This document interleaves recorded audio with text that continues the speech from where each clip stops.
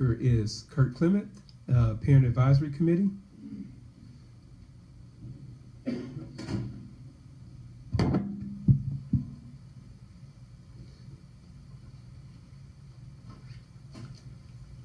And Mr. Holmes. As is the case, we have 4 minutes. I'll give you a 1-minute warning, and at the end, talk. Aaron Helmuth and I approached Dr. Turner in December about safety concerns with devices on the ISD network, specifically instances of kids at elementary, middle, and high schools being exposed to pornographic material. I hope you are all aware by now of the problem, so I'll refrain from going through any sort of laundry list. Dr. Turner had the idea of creating the Parent Advisory Committee on Technology, and we're thankful for the opportunity. It has been a wonderful experience. It's been a real pleasure to work with Brad Hunt. I can't say enough good things about him. One of the realities to keep in mind is that the group is made up of probably half educators in the district and the other half parents. While we have grown in understanding, in some ways at times there's a philosophical divide that is very difficult to overcome in the short amount of time that we were able to meet. The educators are filled with educational zeal and passion and are passionate about staying on the perceived cutting edge of educational reform. That can be a wonderful thing, but parents believe it needs to be tempered by the wisdom and prudence of parents and the larger community. Case in point was a recent discussion about Twitter. I shared about known problems with Twitter, that there's one click away access to harmful materials such as pornography, and it cannot be filtered through normal URL filters, and there's no way to track the viewing history. I shared about examples that I continue to hear at the high school about cyberbullying, and Twitter is an incredible distraction.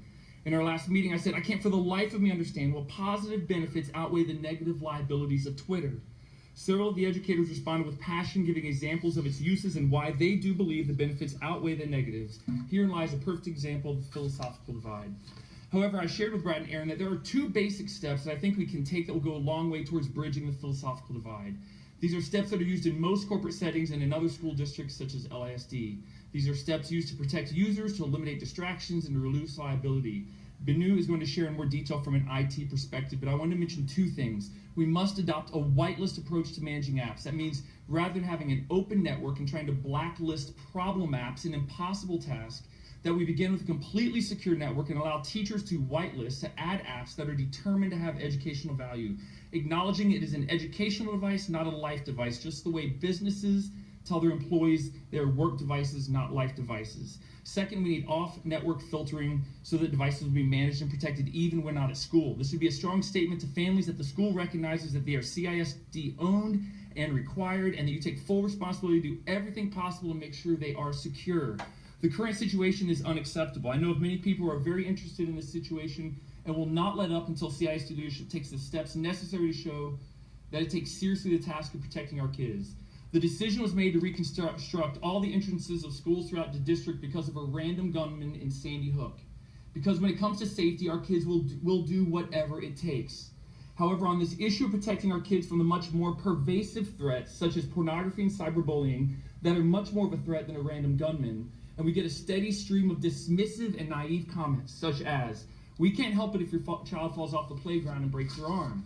Or in the case of an elementary child exposed to horrific pornographic short stories, a key administrator said, it did say adults only across the top of the website, as if it was the child's fault because they didn't make a better choice. We hear this all the time. The answer to all this is to better educate our children to make good choices. It's like telling a person who struggles with their way to work in a chocolate cake factory with nothing preventing them from eating all they want and saying, we need to teach you to make good choices.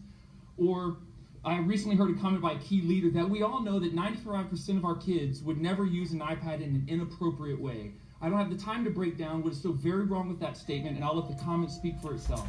Of course, another popular dismissive comment is that all of them have a smartphone anyway, as if this removes the responsibility of the school district to take a protective stance with the devices it owns and requires.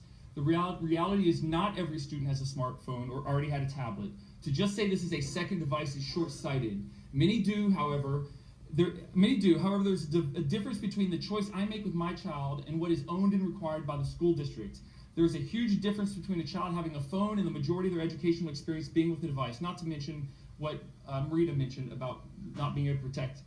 And can we please not have anyone speak about the IT costs of doing what is right? If we can afford to have one-to-one, then that needs to be included in being able to afford the proper management of these devices.